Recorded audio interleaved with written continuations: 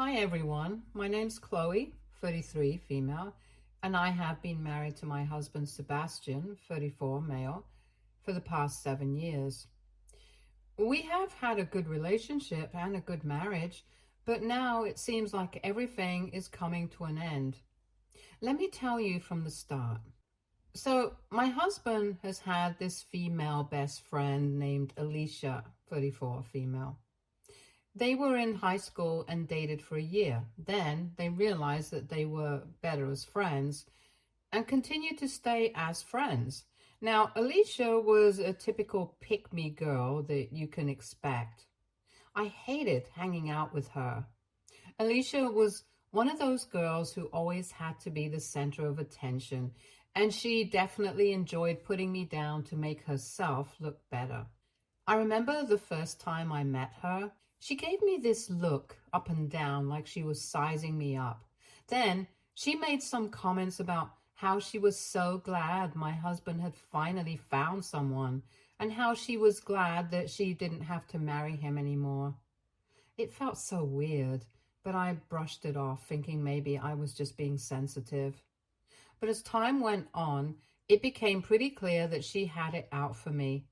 There was this one time we were all out for dinner and she started talking about how she and my husband used to go on these adventures together.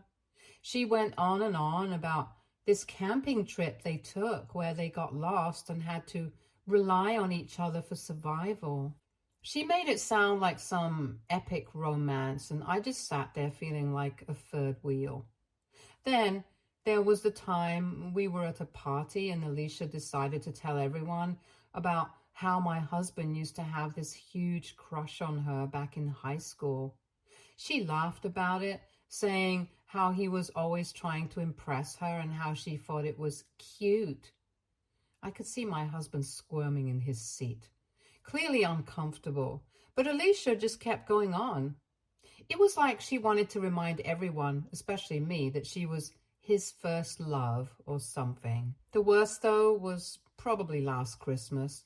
We were all at my in-laws' house and Alicia had come over with this elaborate homemade pie. She kept going on about how she learned to make it from scratch and how it was my husband's favorite. When I mentioned that I had baked cookies for the occasion, she gave me this pitying look and said, "Oh, that's sweet. I'm sure your cookies are delicious too." Now, I know it doesn't sound so mean, but the way she said it was so bitchy and condescending, I could have screamed. To make matters worse, my husband didn't seem to see how awful she was. He insisted that she was just being friendly and that I was overreacting. He kept reminding me that they have a lot of history and that she meant no harm. But it felt like every time we were around her, she was trying to undermine me and make me feel small. I tried talking to my husband about it, but it always turned into a fight.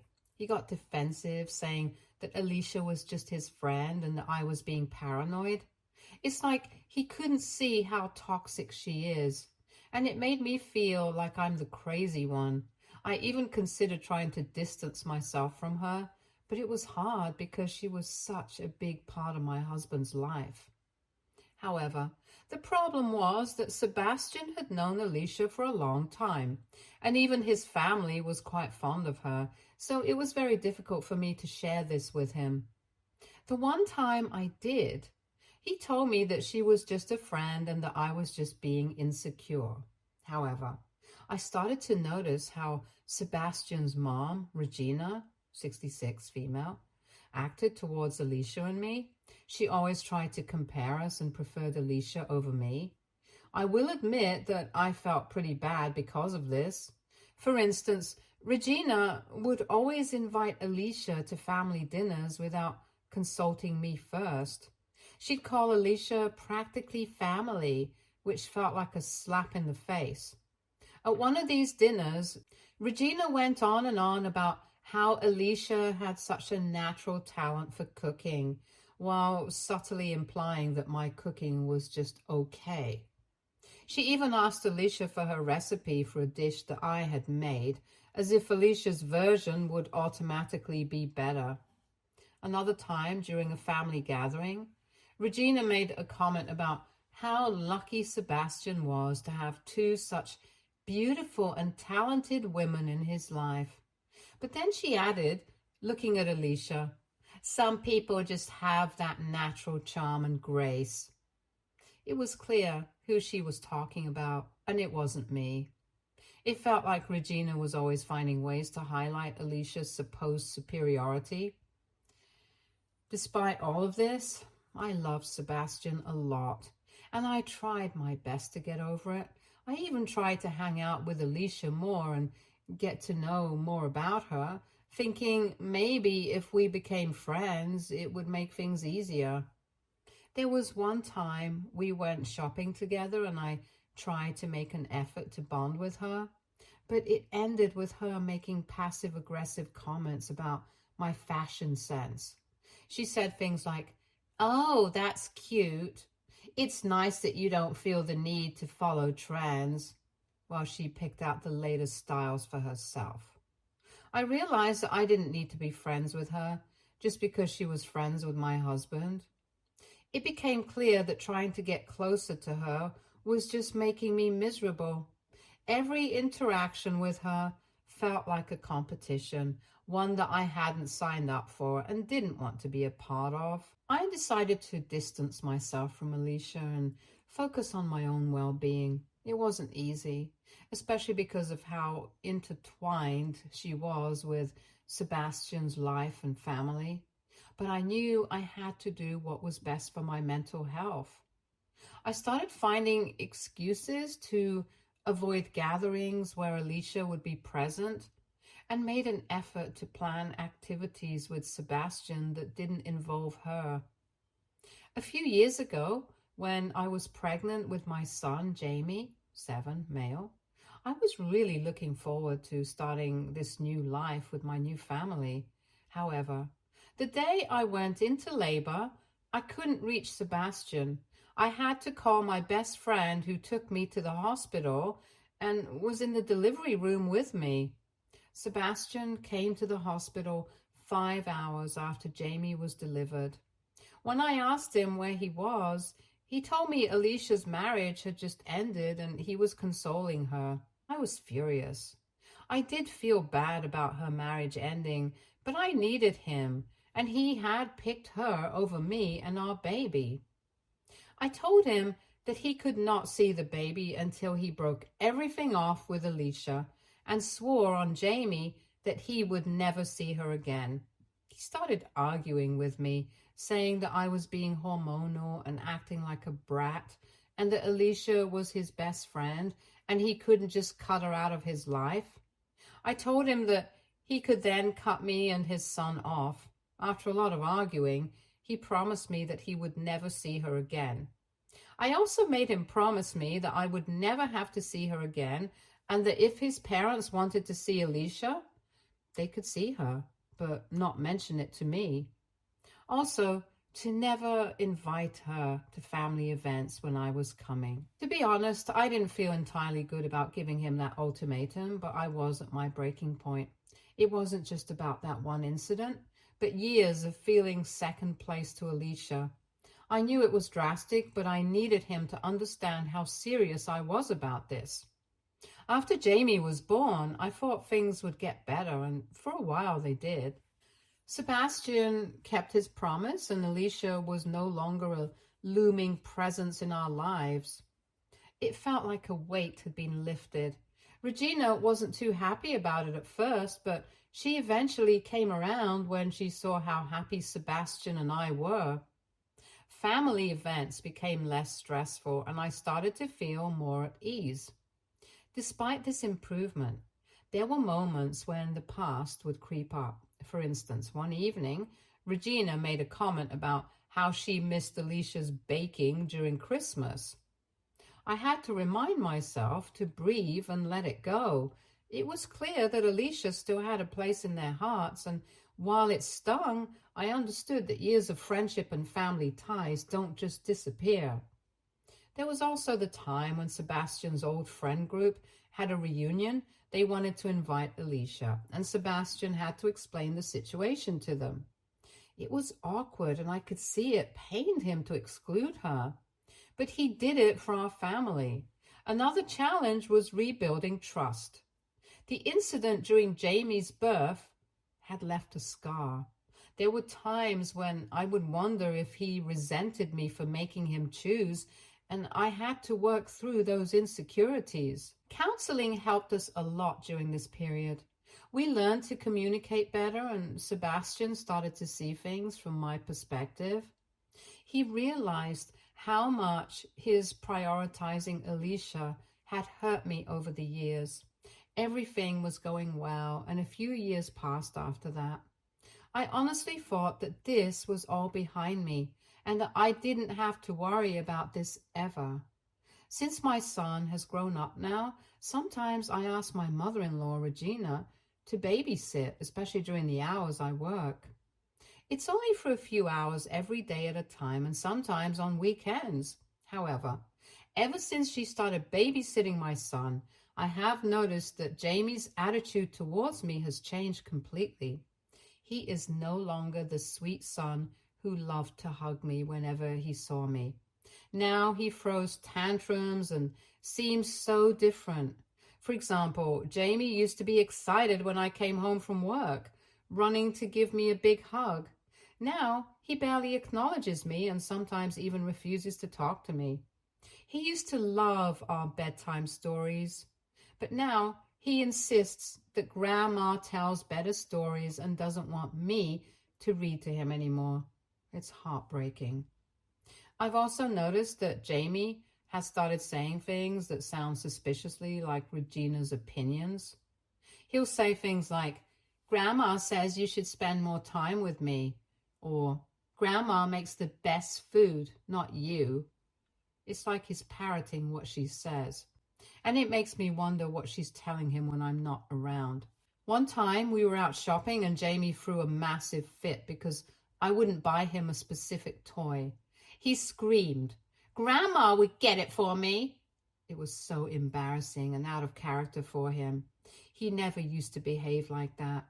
When I tried to explain why he couldn't have it, he just kept saying that Regina always lets him have what he wants. Things came to a head a few weeks ago when Jamie refused to come home after spending the day with Regina. He said, "I want to stay with Grandma. She's nicer to me." I was devastated. I tried to talk to Regina about it, but she brushed it off, saying that Jamie was just being a typical kid and that I shouldn't worry, but it's hard not to. I've also noticed Jamie's behavior has changed in other subtle ways. He's become more defiant, often ignoring my requests or doing the exact opposite of what I ask. Simple things like asking him to clean up his toys or put on his shoes have become daily battles. It's like he's testing me constantly, and it's exhausting. Another thing that has really bothered me is that Jamie has started making comparisons between me and Regina. He'll say things like, "Grandma's house is more fun," or "Grandma lets me watch whatever I want." It feels like he's being pitted against me, and I don't know how to handle it. I've tried to talk to Sebastian about it, but he just thinks I'm overreacting again. I tried to spend more one-on-one time with Jamie to rebuild our bond. We went to the park, baked cookies, and even had movie nights with his favorite films. But no matter what I did, it felt like Regina's influence was overshadowing my efforts. It had gotten to the point where I dreaded leaving him with her, but I didn't have many other options for childcare at that time. I didn't think much of it and thought that this was just part of growing up. But about a week ago, he told me that he misses his new mommy. I was surprised and asked him who his new mom was, but he didn't say anything and ran back to his room. I was worried about his reaction, so I did something that I'm not proud of. I read his diary, and in that, I found that the new mom he had been talking about was Alicia. He had written in his diary that Alicia is so nice. She gives me candies, but Dad says we can't tell Mommy or she will not let us see Alicia. I was heartbroken, not only because my son was calling someone else the new Mommy, or that my mother-in-law had let my son see Alicia and broke my boundaries, but that they had made my son lie to me. There were several other pages where he had talked about Alicia. He wrote about how she took him to the park, bought him toys, and even taught him how to ride a bike. These were all things I wanted to experience with him, and it felt like they were being stolen from me. I confronted Sebastian about it that night. He was defensive at first, saying that Jamie must have misunderstood things and that he never meant to go behind my back.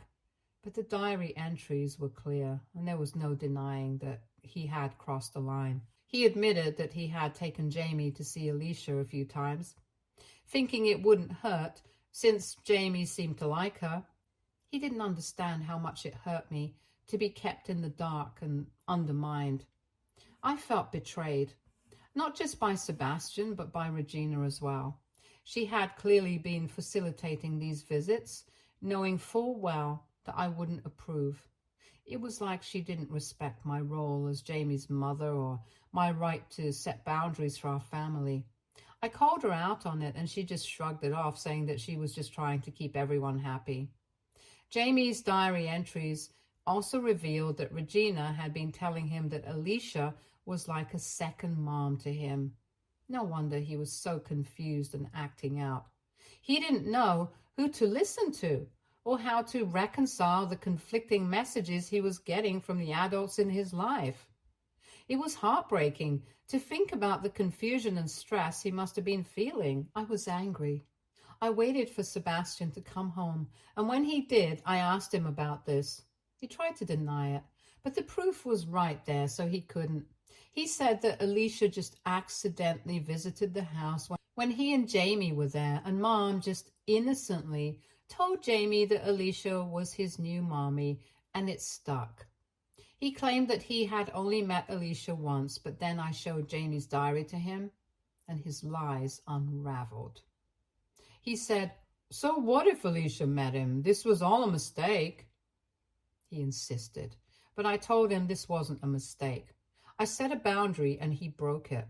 I told him to get out of the house, and he left and stayed with his parents for the night. That night, I couldn't sleep. My mind was racing with all the emotions and thoughts. How could he do this? How could he put Jamie in such a confusing situation? I felt like my trust had been shattered, and I didn't know how we could move forward from this. I kept rereading Jamie's diary entries, each one breaking my heart a little more.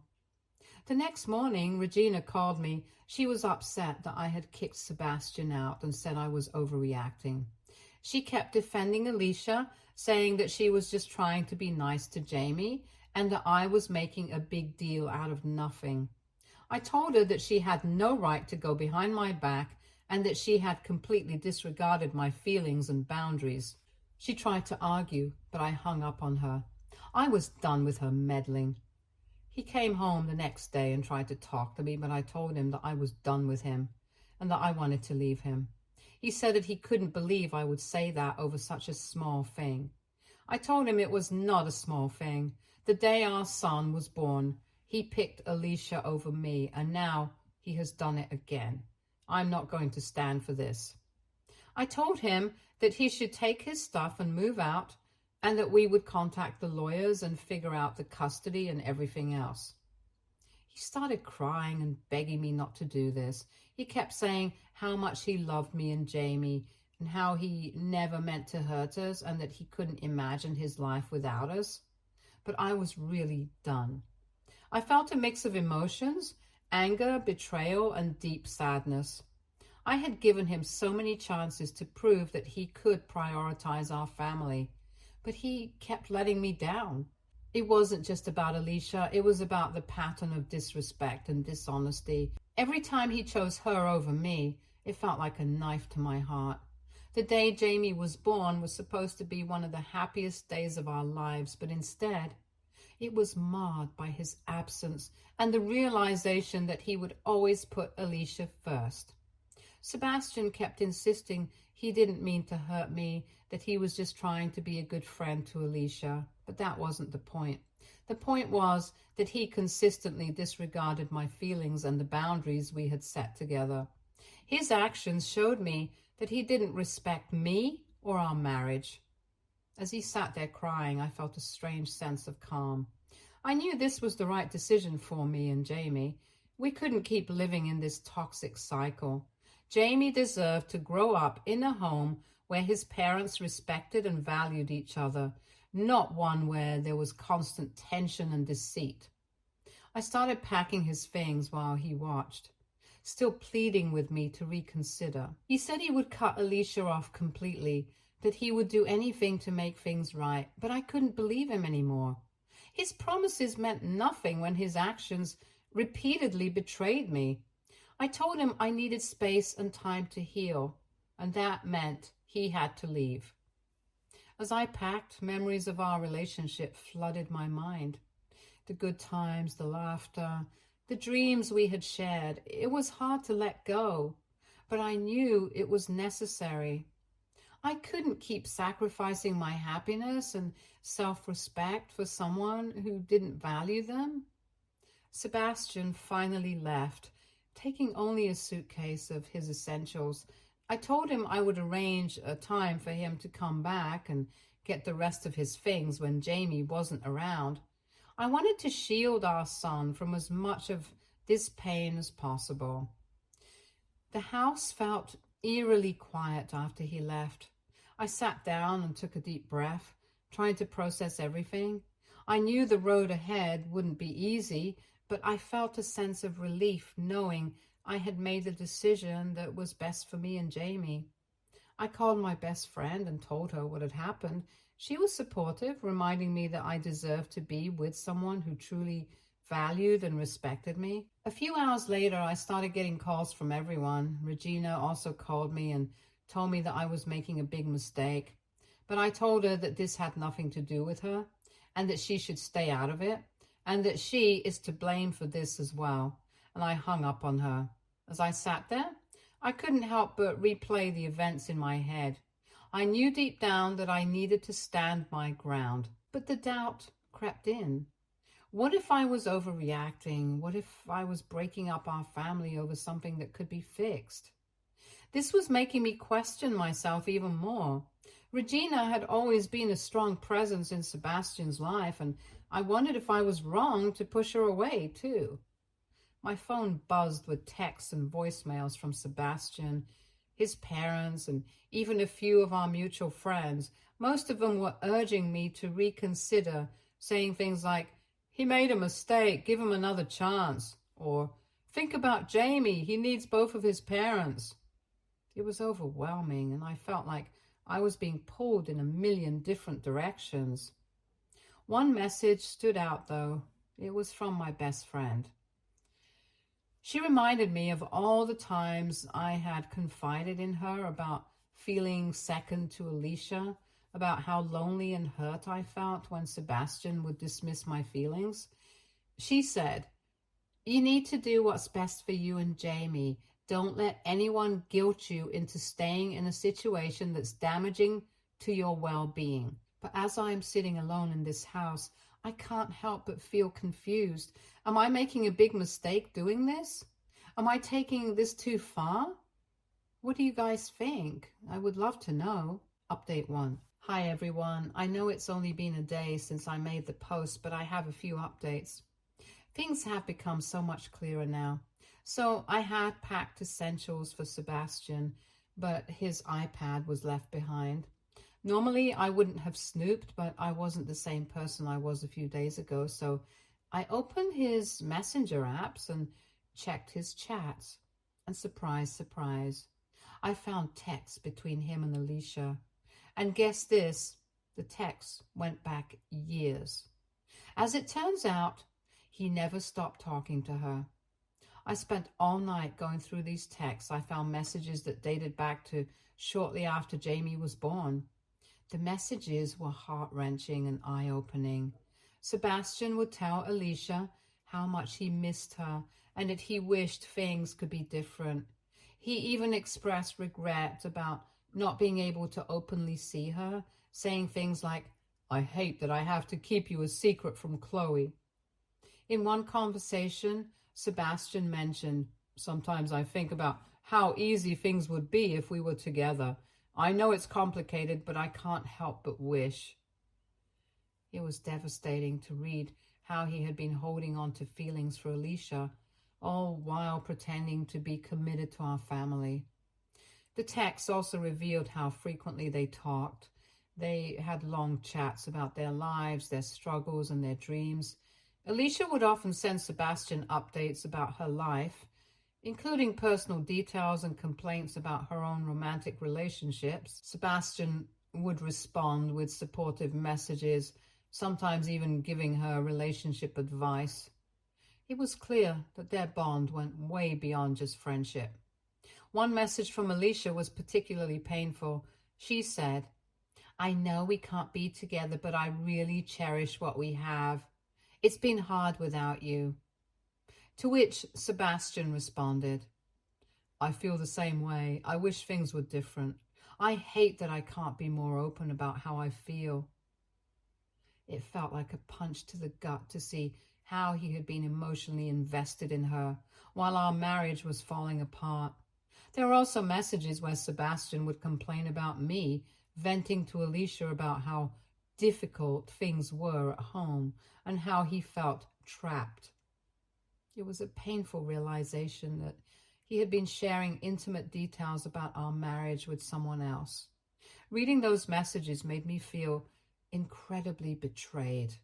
It was like he had been living a double life, sharing his frustrations with Alicia instead of working through them with me.